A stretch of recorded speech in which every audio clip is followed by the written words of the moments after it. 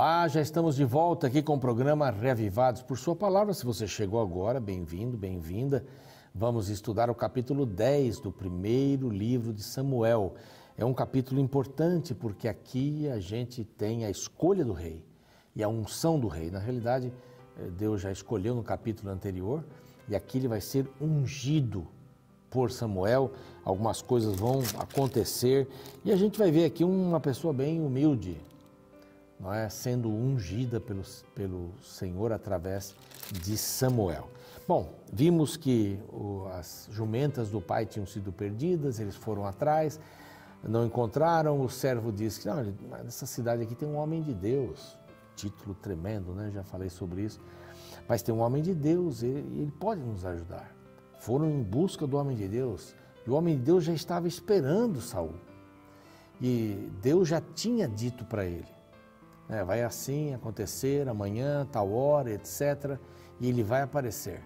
E quando Saul apareceu para lhe perguntar alguma coisa, ele já sabia. Deus disse, é esse daí é o camarada que você vai ungir como rei de Israel.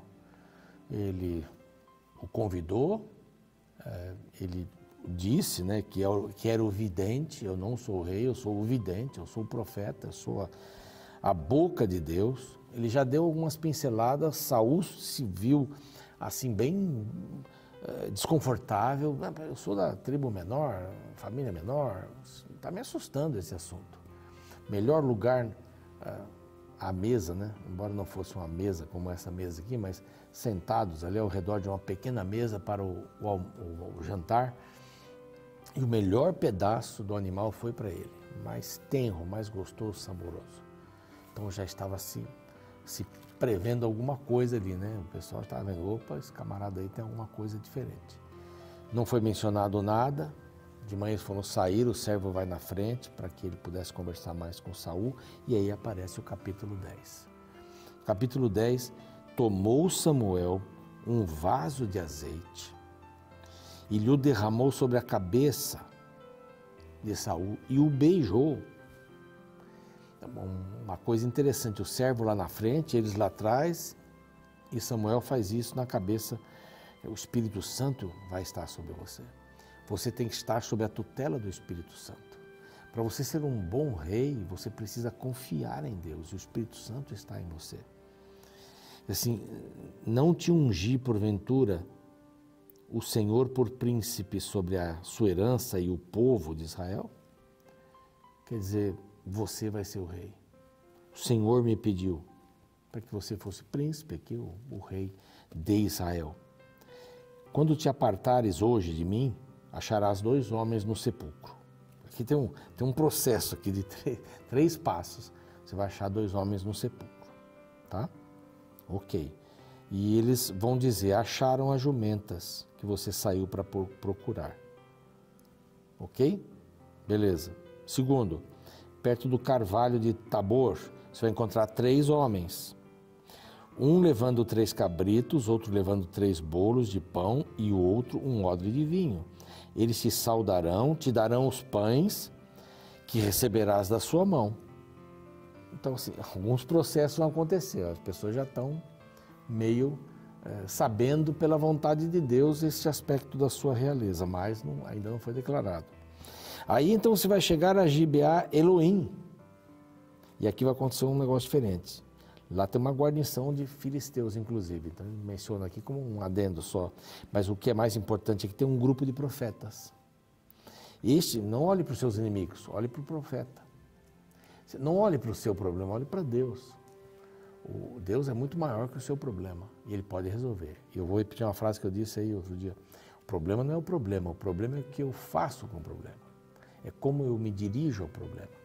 Então ele diz assim, não olha para a guarnição dos filisteus, que são nossos inimigos, olha para o profeta. Ou para os profetas.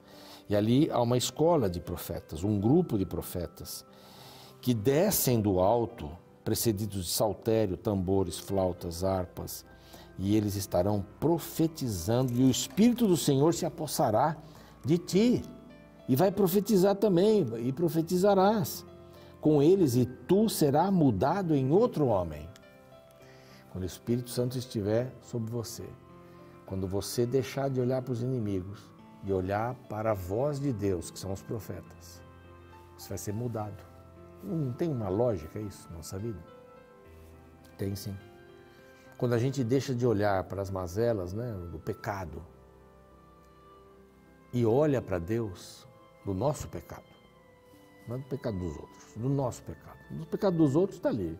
Pessoas na rua, pessoas usando drogas, etc.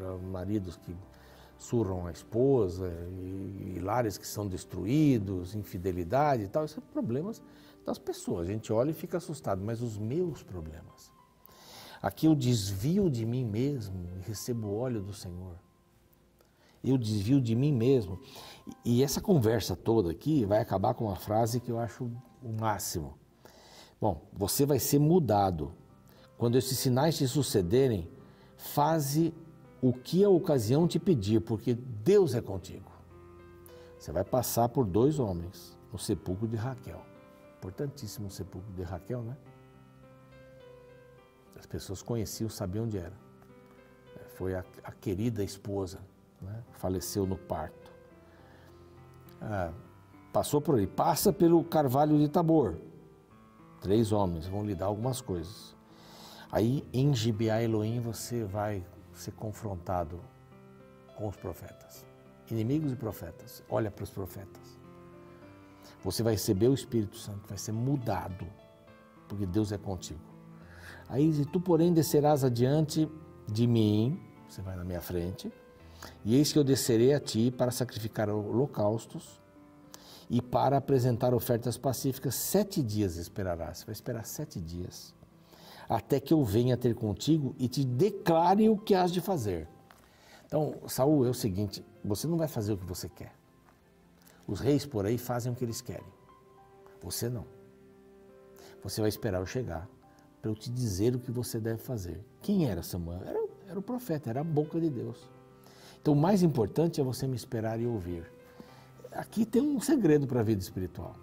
Esperar e ouvir a voz de Deus na palavra, no coração, através do Espírito Santo. Esperar e ouvir. Nós não temos tempo de esperar, né? Eu não quero esperar. Quero uma resposta agora, Senhor. E nem sempre aquele é o tempo de você saber a resposta. Então confia, espera. E ouça quando Deus disser isso para você. Porque no Samuel, né, quando ele era pequeno, Samuel, ele ouviu 3 vezes Deus chamá-lo. Aí na terceira, pensando que era Eli, o sacerdote, ele disse, não sou eu. Da próxima vez, diga, eis-me aqui, Senhor, fala, teu servo ouve. Deus fala. De alguma forma Deus fala para a gente. Fala através de pessoas que são consagradas a Ele. Fala através da Escritura Sagrada. Então, esse conselho muito importante. Eu vou te declarar o que você vai fazer. Quando você aceita Deus como seu Salvador, Ele vai declarar para você o que você tem que fazer. Ele não é o seu Salvador, não é o seu Rei, não é o seu Senhor, mas é muito importante isso. Saul não estava livre para fazer o que bem pensava. Ele tinha que estar dentro de um conjunto de regras. E todos nós precisamos ter um conjunto de regras para vivermos. Quando se diz assim, liberdade é o tamanho da corda que vai do pescoço do animal até a estaca. Ela pode ter 10 quilômetros, mas tem limite. Tem limite? Tem limite. Toda liberdade tem que ter limite, senão é libertinagem. Pessoas que acham que não tem liberdade pode fazer o que quiser, mas e o direito do outro, né? Assim, falando, esses dias lá, uma festa até de madrugada com um som eletrônico, num prédio, na frente, um prédio muito maior, apartamentos muito maiores que o meu, onde eu moro, né, alugado. Estava numa festa, a polícia chegou e eles, não, peraí, vocês chegaram muito truculentos, até eu conheci alguns desses policiais aí. Não, o que é isso? Eu podia chegar e pedir um favor e negociar, porque vai até 5 da manhã. Ele disse, não vai até 5 da manhã. Eu ouvindo lá da minha janela, porque o barulho era infernal. Não, mas o senhor, quem estava errado eram os policiais, que foram lá para atender um chamado de barulho, de importunação, fora, 1h30 da manhã. Aí não, isso não é liberdade, isso é o direito do outro. Aqui, Saul não tinha liberdade de fazer o que ele queria, porque ele tinha, como rei, uma prescrição. Ele tinha que representar o rei. O povo queria um rei, mas esse rei tinha que ser representante do rei supremo. Aí Saul foi, e olha, no verso 9 é bonito. Sucedeu, pois, que virando-se ele para despedir-se de Samuel, alguma coisa aconteceu. Deus lhe mudou o coração e todos esses sinais se deram naquele mesmo dia. Ele encontrou os 2 homens, encontrou os outros homens 3 lá, os 3 com pão, etc. E encontrou também os profetas. Seu coração foi mudado. Que coisa linda, não é? Já seguir a vontade de Deus, o coração já começa a mudar. Chegou a Gibeá, viu os profetas, profetizou com eles, aí cunharam uma frase, né?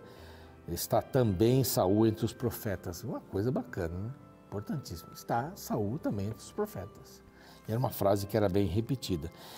Bom, profetizado, chegou, e tendo profetizado, seguiu para o alto, perguntou o tio de Saul a ele e ao seu moço: onde vocês foram? Então, fomos buscar jumentas. E vendo que não aparecia, fomos até Samuel.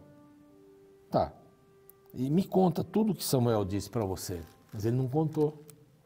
Ele contou diversas coisas, mas não contou tudo. Deus mostrou onde estavam as jumentas, tal, porém, com respeito ao reino de que Samuel falara, não lhe declarou nada. Bom começo. Minha tribo é pequena, eu sou humilde, minha família é pequena e tal. Essa história está me assustando. Ele unge, ele profetiza, ele tem um coração mudado e por isso ele não fala mais nada. Ele não conta, não quer se prevalecer diante de tudo isso. Saul então é escolhido rei. Samuel convoca, a partir do verso 17, todo o povo em Mispa. Todo o povo, não foi todo o povo de Israel para lá, né? Foram os representantes e tudo mais. Aí ele começa a fazer um discurso. O Senhor diz o seguinte: fiz subir vocês de Israel, fiz subir vocês do Egito, livrei da mão dos egípcios, das mãos dos reinos que vos oprimiam. Mas vocês me rejeitam hoje, ou rejeitam a Deus hoje, o Deus que vos livrou de todos os males e trabalhos que dissestes a Deus. Não, mas constitui um rei sobre nós. Nós queremos um rei. Então Samuel deu o recado, né? Deus fez tudo por vocês. Querem um rei? Aí Samuel começou, não foi uma brincadeira, mas como ninguém sabia, ele falou assim: a tribo escolhida é Benjamim. E a família escolhida ele dá o nome aqui da família mais para trás, né, de Matre. E dela foi indicado Saul, filho de Quis. Vamos para essa câmera aqui. Saul, filho de Quis. Mas quando o procuraram, não o encontraram. Cadê o Saul? É fácil olhar para o povo, ele estava com a cabeça para fora, né? Onde ele estava? Ele estava perto da bagagem, escondido. E o trouxeram. Ele tinha esse senso de humildade. O coração foi mudado. Ele queria esperar Samuel para saber o que fazer. Então tudo começou muito bem, mas infelizmente tinha que ser mantido assim. Aí então, ele sobressaía, grande. Samuel, que já o tinha ungido, não ungiu de novo, ungiu em particular, né? E disse para o povo: esse é o vosso rei. E o povo gritou: viva o rei, viva o rei.